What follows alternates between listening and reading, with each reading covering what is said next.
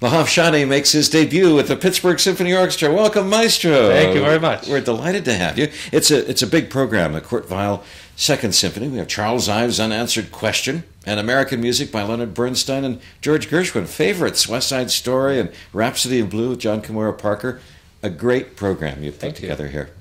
Now, how was it working at the Weill? This is a piece that not everybody knows. It hasn't been done here since William Steinberg conducted it many years ago. Right, early 70s, so a long time ago. It's one of my favorite pieces, I must say. I discovered it quite lately in my life, so just a couple of years ago.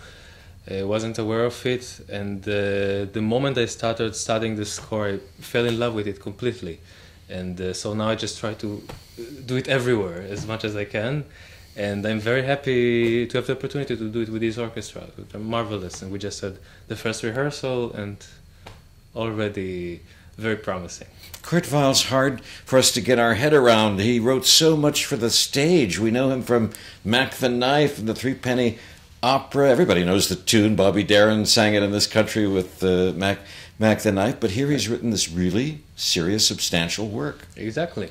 And he even said that although everybody tried to figure out what he meant with all these sarcastic marches, for example, in the last movement, and this very sorrowful, very dramatic kind of writing at the beginning, what did he mean? Was it about the rise of nationalism in Europe or so on?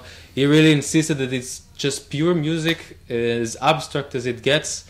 He didn't want to give it any special name with the flavor so that you could by chance associate it with anything political or anything like that.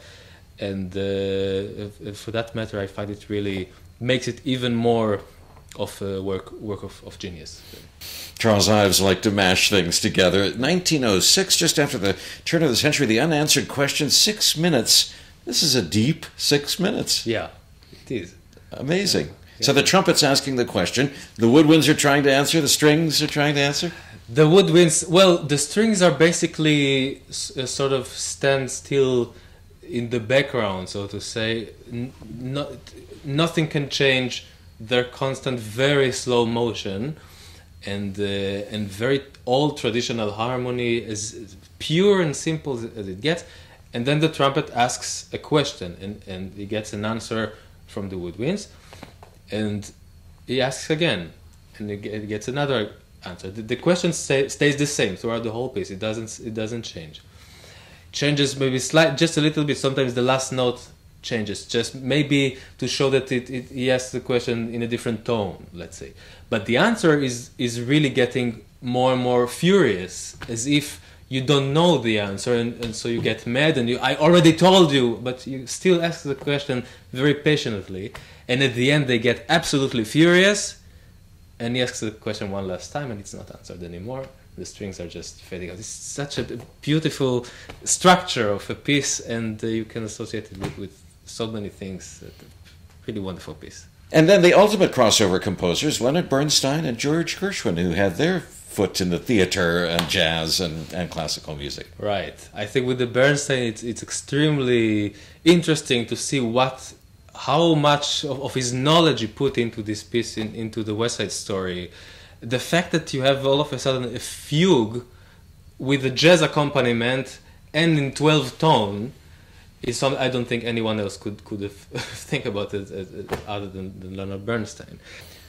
Rhapsody in Blue, John Kimura Parker. Just such gorgeous music. We love this piece. Yes.